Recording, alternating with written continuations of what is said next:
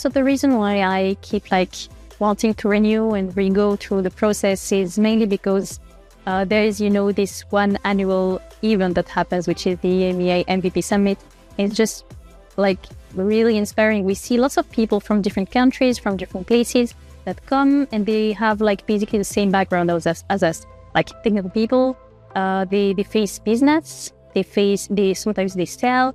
Sometimes they are from management, from execution, and they belong to one team here in one frame, 2 days, 3 days, depends on the years. We just speak all together, and we just find sometimes we're just oh, so you're one step behind me, let me explain you how to do, or in the contrary, oh, this is very interesting, I want to implement the same thing in my organization. So this is the thing that I'm more waiting for every year. This is really the MVP Summit, and it gives a certain push, and once you see this, you're motivated for the whole year, and you're just experiencing these and meeting them, and sometimes you just get a call in the afternoon, hey, I'm having an issue, let's connect. So this spirit of networking, of meeting, of inspiring each other, this, I really like it.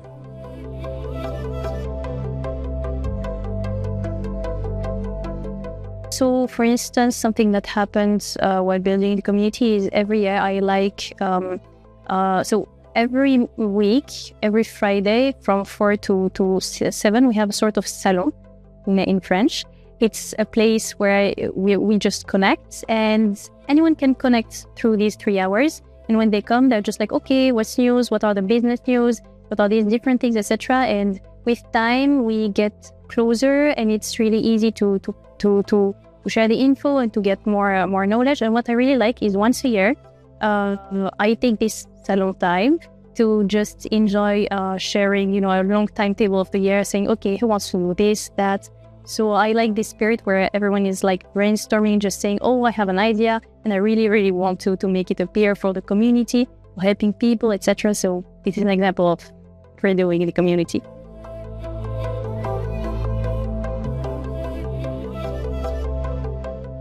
We change it a lot. For instance, in our organization, so we first, back in 2018, started with the core studio, assistant, orchestrator.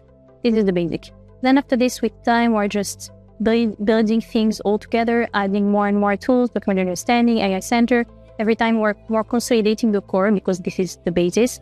And we try to get the best guidelines, how should we handle this? And with time, we're discovering new things because we have more volume of users, because we have more things.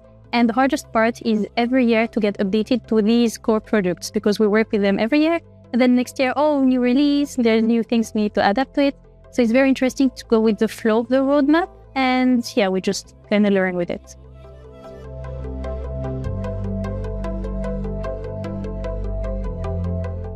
This is really interesting. I like bringing an example of my personal use of these automations.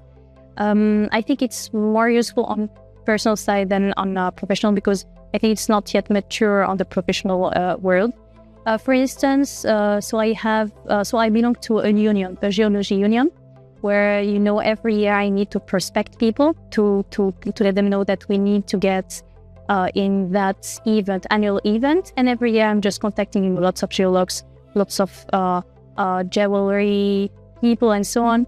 And so I need to do lots of prospection, sending mails, etc. And with UiPath Studio Web, it's just so quick. You just drag and drop something to send mails.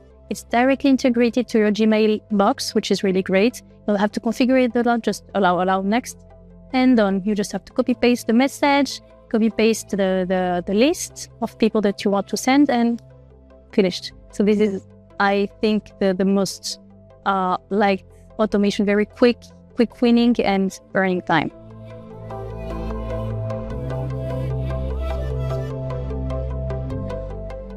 I think it's more about automating things that are mainly, we use it from outside. For instance, so recently I got some students that I wanted to work with. And when I showed them this, immediately they were more like, oh, I see that I can, for instance, request every time the automation to look for the best sneaker on my size, And, just once it gets up, it directly put it in the baskets, so we can pay it easier. So this is an example. So it's basically to check something if it's available, to check if it's confirmed, like a conformity checklist, to check if we can scrap easily the data. So the easiest, the best it is. And when it's just in front of page, just a web page, it's easier, or even main integration finished.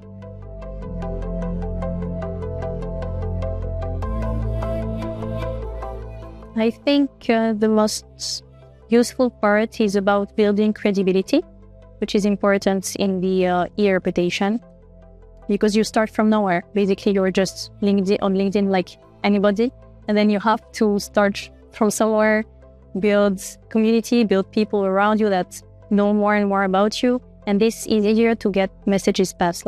And even when I have some interrogations, it's easier to get more answers and more interesting answers. Like, for instance, I'm wondering if developers should have the access to Orchestrate, or what do you think? And then people just comment yes, no, and we debate.